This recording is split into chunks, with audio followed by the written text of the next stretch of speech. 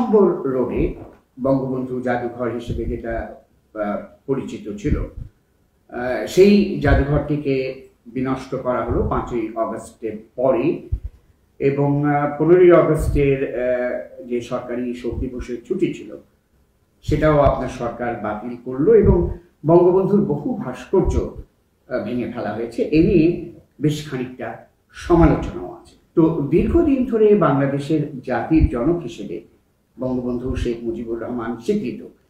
এ ব্যাপারে আপনার সরকারের দৃষ্টিভঙ্গি কি?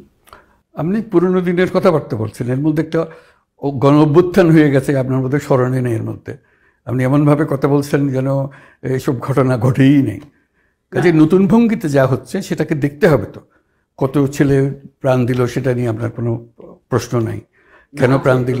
হ্যাঁ, কাজে ওগুলো আসুক। তারপরে এই যে প্রথম স্বীকার করতে হবে যে তারা বলেছে, ছাত্ররা বলেছে যে আমরা রিসেট বাটন পুশ করেছি, এভরিথিং ইজ গন, অতীত নিশ্চিতভাবে চলে গেছে, এখন নতুন ভঙ্গিতে আমরা করে তুলব, দেশের মানুষও চাই।